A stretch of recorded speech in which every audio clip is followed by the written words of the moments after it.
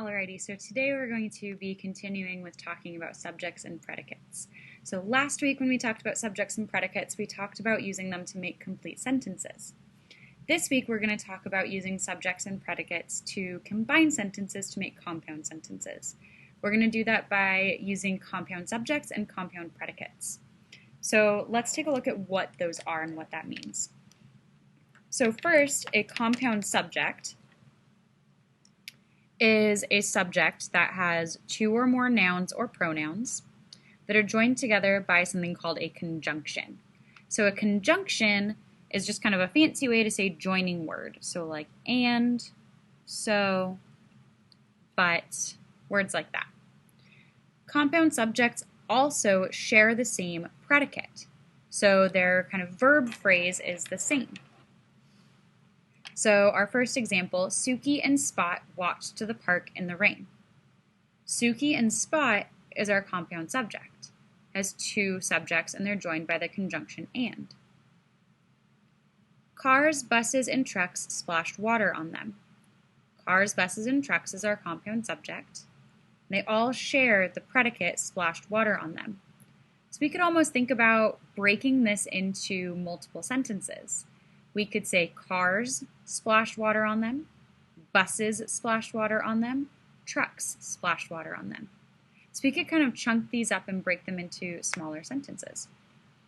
And our last one, he and I were glad we had our umbrella.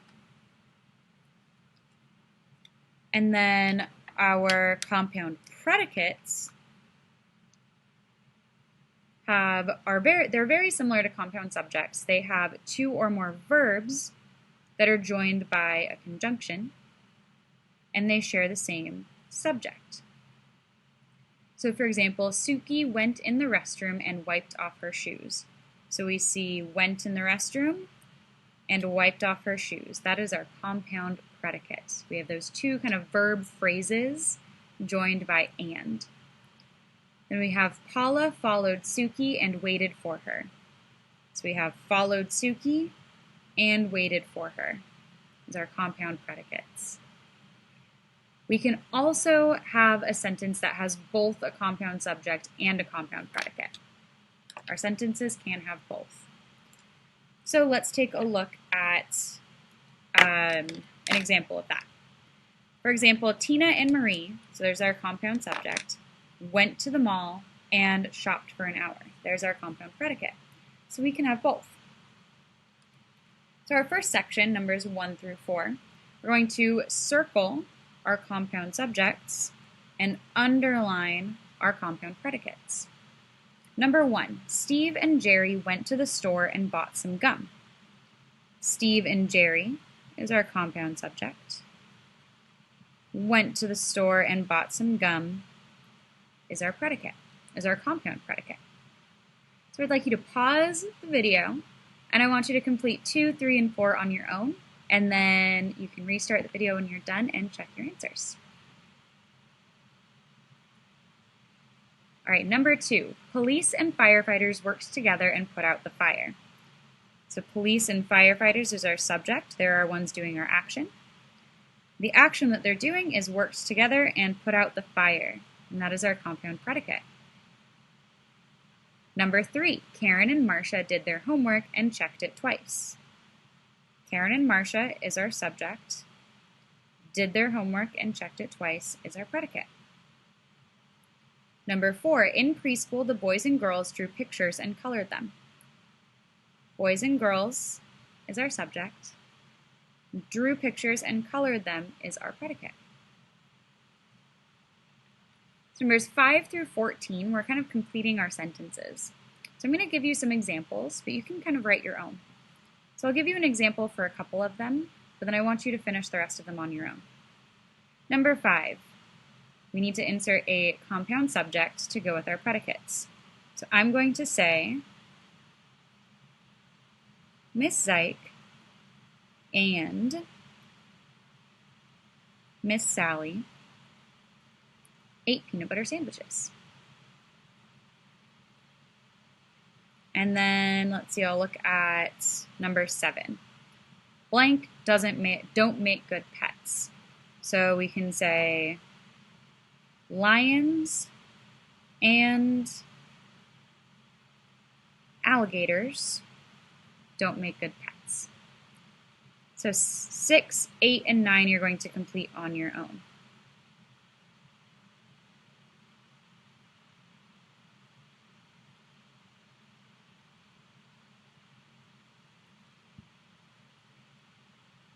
Let's look at 10 through 14. So this time we're writing compound predicates to go with our subjects.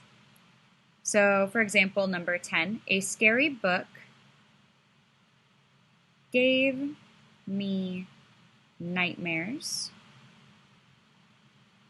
So there's our first verb phrase, then that conjunction and then our second verb phrase, made me cry.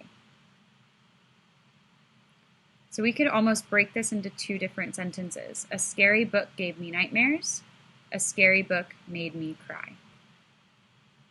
And then number 14, the runaway car, say, broke down and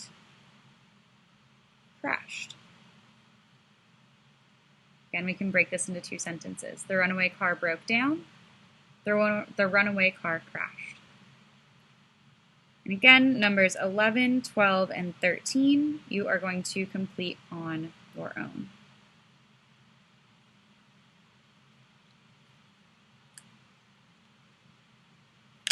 Also going to show you or kind of talk about your independent practice for today. So your independent practice for today is this page about combining subjects and predicates.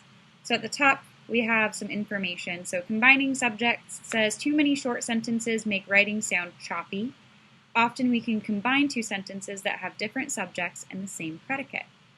For example, Lisa tried out for the play. Todd tried out for the play.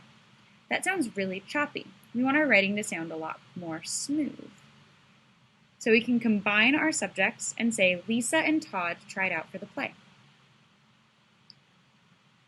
But when sentences have different subjects and different predicates, we can't combine them in that way.